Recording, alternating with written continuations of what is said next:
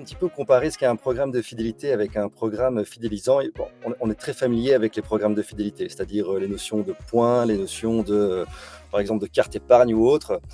Mais en fait, ce qu'on doit rechercher à faire, c'est vraiment créer un programme fidélisant qui, lui, va OK. beaucoup plus se reposer sur l'expérience, sur les comportements, sur les transactions. Et cette notion de transaction est en fait très importante, c'est-à-dire qu'en connectant les systèmes entre eux, on va parvenir à comprendre qui consomme quoi, quand, où et à quelle fréquence. Et cette information, en fait, elle va permettre d'être réutilisée dans le but d'amener une couche de personnalisation qui devient vraiment très importante et qui permet de faire rentrer en fait les clients dans un programme fidélisant.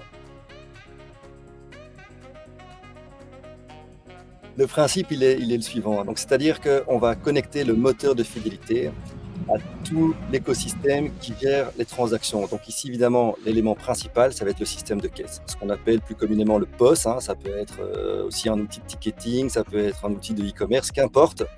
Le but est de pouvoir vraiment connecter les systèmes ensemble. Une fois que cette connexion est réalisée, on va donc gérer l'omnicanalité de son programme de fidélité. Donc, c'est-à-dire, on souhaite être présent dans un wallet, on souhaite être présent dans une application mobile, une application web, sur une borne de commande, sur une smartwatch, qu'importe l'outil qu'on va vouloir utiliser dans le but de faire participer ses clients au programme de fidélité, il faut avoir cette approche omnicanale. Alors évidemment, une marque n'est pas l'autre, la stratégie n'est pas la même dans chacune des enseignes.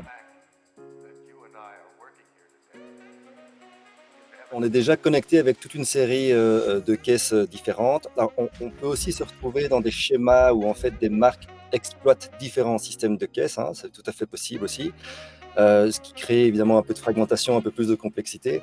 Là, le principe est vraiment de pouvoir s'interfacer avec l'ensemble de ces systèmes de caisses. Mais c'est une partie qui est obligatoire parce que c'est ça qui va vraiment permettre de créer l'engagement chez le client. Et c'est aussi ce qui va permettre évidemment à la marque de pouvoir collecter en permanence les informations qui sont liées à l'ensemble des transactions.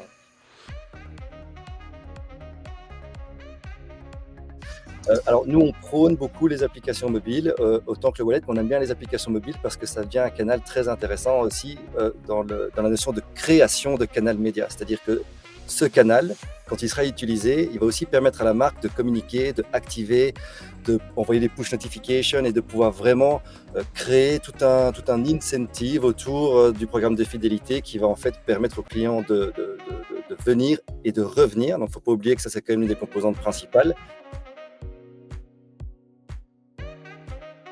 Pour le panier moyen, on constate qu'on fait plus ou moins entre plus 15 et 25% pour les clients qui sont fidélisés. Au niveau des fréquences de visite, on peut pousser jusqu'à plus 25% les fréquences de visite. Évidemment, pour ça, il faut avoir un programme de fidélité qui offre toute une série d'alternatives et qui vont vraiment créer l'engagement au niveau du client. Alors, toutes ces données qu'on va collecter, elles vont vraiment permettre de savoir qui vient dans mon point de vente et qui consomme quoi, quand, où et à quelle fréquence.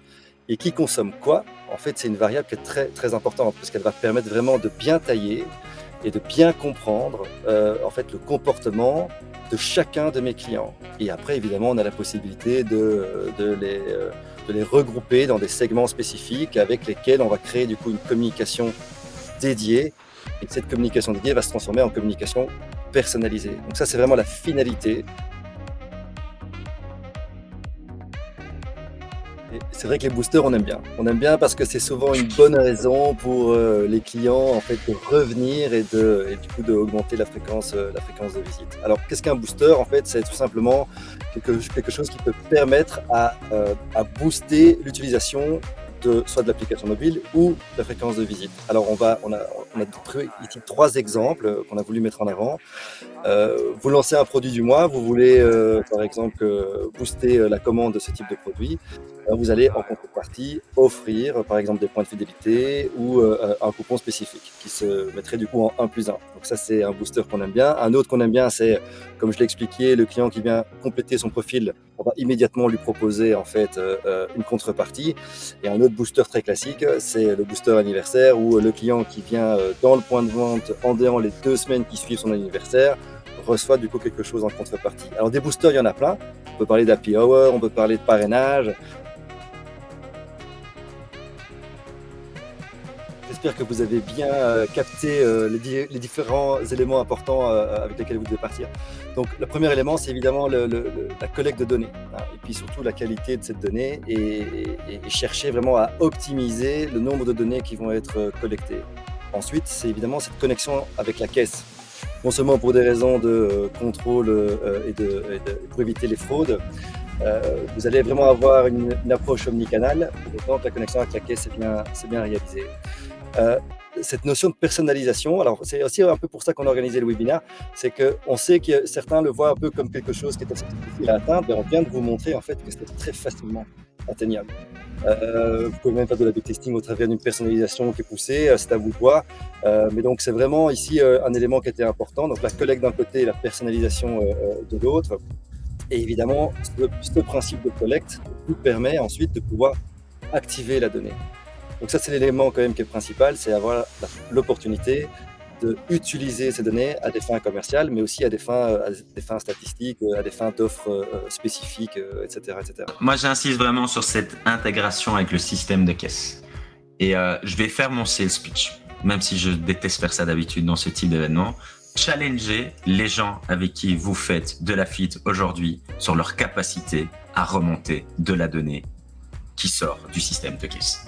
Honnêtement, pour avoir fait mes devoirs en préalable et depuis longtemps, c'est vraiment la question que je vous invite à tous poser parce que c'est ce qui fera la vraie différence entre un vrai programme de FIT qui va vous faire péter les scores et grandir et délivrer de la valeur à vos clients versus quelque chose qui aujourd'hui vous payez beaucoup trop cher pour.